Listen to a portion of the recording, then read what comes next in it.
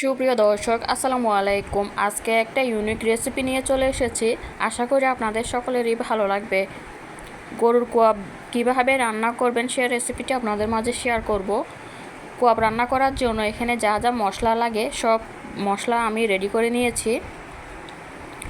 আদা বাটা, রসুন বাটা, পেঁয়াজ বাটা, হলুদের গুঁড়া, মরিচের গুঁড়া, গরম মশলা, পরিমাণ মতো লবণ নিয়েছি। এভাবে মশলা গুছিয়ে নিলে রান্নাটা অনেক সুবিধা হয় আর অনেকটাই তাড়াতাড়ি হয়ে যায়। চুলায় একটা প্যান বসিয়েছি, প্যানটা ভালো করে গরম করে এখানে পরিমাণ মতো তেল দিয়েছি।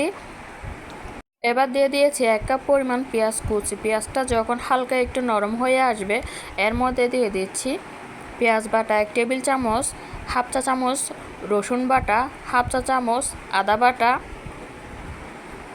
মশলাগুলো ভালো করে কষিয়ে নিতে হবে, এমনভাবে কষাতে হবে মশলার কাঁচা ফ্লেভারটা যেন চলে যায়।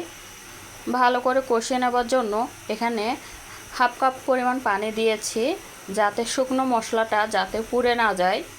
এবার দিয়ে দিয়েছি 1 টেবিল চামচ পরিমাণ হলুদের গুঁড়া, 2 টেবিল চামচ পরিমাণ মরিচের গুঁড়া, 1 টেবিল চামচ পরিমাণ গরম মশলা গুঁড়া দিয়ে মশলাটাকে খুব ভালো করে কষিয়ে নিতে হবে। মশলাটা কষিয়ে একদম ভুনা ভুনা করে নিয়েছি আর উপরে তেলটাও ভেসে উঠেছে। এবার গরম মশলা দিয়ে দিয়েছি। এখন দিয়ে দিতে হবে সেই গরুর শুটকিগুলো এবং গরুর কোয়াব। অনেকে অনেক নামে পরিচিত, অনেকে কোয়াব বলে থাকে, অনেকে শুটকি বলে থাকে। যে যাই বলুক না কেন এই কোয়াব রান্নাটা কিন্তু অনেক টেস্টি হয় আর অনেক সুস্বাদু হয় খেতে। আমি একটু কোয়াবটাকে ছোট করে নিয়েছি কারণ এটা সেদ্ধ হওয়ার পরে অনেকটাই ফুলে উঠবে। কোয়াবটা দিয়ে ভালো করে কষিয়ে নেওয়ার পর এখানে আমি আমার পছন্দ অনুযায়ী কয়েকটা আলু দিয়েছি। আলুগুলো একটু বড় বড় করে রেখেছি কারণ আমার আলুগুলো একটু বড় রাখলে খেতে অনেকটাই ভালো লাগে। আলুটা দিয়ে কোয়াবটা সহ ভালো করে কষিয়ে নিতে হবে। পানি ছাড়াই কিন্তু কষিয়ে নিতে হবে। ভালো করে কষিয়ে নেওয়ার জন্য পানিটা দিয়ে ভালোভাবে কষিয়ে নিচ্ছি। বাটিটা ধুয়ে একটু পানি দিয়েছি যাতে মশলাটা পুড়ে না যায়। পুড়ে গেলে কিন্তু ঢাকনা দিয়ে খেতে ভালো লাগবে না। কষিয়ে নিব 5 মিনিট। তো ঢাকনা দিয়ে ঢেকে আমি 5 মিনিট কষিয়ে নিব। ফিরে আসলাম। 5 মিনিট পর ফিরে আসলাম। ঢাকনাটা উঠিয়ে আবারও ভালো করে মিশিয়ে নিচ্ছি। ভালোভাবে কষিয়ে নেওয়া হয়ে গিয়েছে।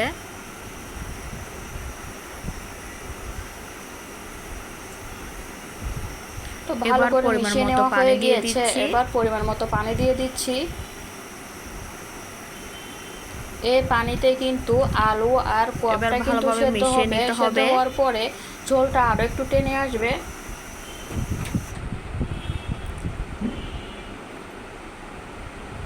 তো পরিমাণ মতো পানি দিয়ে ভালো করে মিশিয়ে নিয়েছি। ভালোভাবে নেড়ে ঢাকনা দিয়ে ঢেকে রান্না করে নিব 30 মিনিটের জন্য। চুলার আঁচ মিডিয়াম টু লো আছে রেখে এই কোয়াবটাকে রান্না করে নিতে হবে। ফিরে আসলাম। চলে আসলাম 30 মিনিট পর। আমার কোয়াব দিয়ে আরো ভালো করে মিশিয়ে রেডি হয়ে গিয়েছে। জলটাও অনেকটা টেনে এসেছে, কোয়াবটাও কিন্তু অনেকটাই ফুলে দ্বিগুণ হয়ে গিয়েছে। গরু শুটকি রান্না এবার একটা সার্ভিং ডিশে নামিয়ে নিব। এবার একটা সার্ভিং ডিশে নিয়ে নিচ্ছি। কালারটা কিন্তু অনেক সুন্দর হয়েছে, খেতেও কিন্তু অনেক সুন্দর হয়েছে, সুস্বাদু হয়েছিল। খেতেও কিন্তু অনেক ভালো হয়েছে বন্ধুরা। বাসায় এভাবে করে আপনারা একবার হলো ট্রাই করবেন গরু শুটকি দিয়ে আলু ঝোল রেসিপি বানানোর পর আমাকে কমেন্ট করে জানাতে যদি ভালো লেগে থাকে কিন্তু প্লিজ চ্যানেলটি সাবস্ক্রাইব করে পাশে থাকবেন। পাশে থাকা বেল আইকনটি প্রেস করে রাখবেন। রেসিপিটি যদি ভালো লেগে থাকে প্লিজ চ্যানেলটি সাবস্ক্রাইব করে সবার আগে পাওয়ার জন্য লাইক কমেন্ট শেয়ার করবেন। পাশে থাকা বেল আইকনটি প্রেস করে রাখবেন। একবার হলেও কমেন্ট করে আমাকে জানাবেন রেসিপিটি আপনাদের কেমন লাগলো। পাওয়ার জন্য আসসালামু আলাইকুম। আল্লাহ হাফেজ সবাইকে।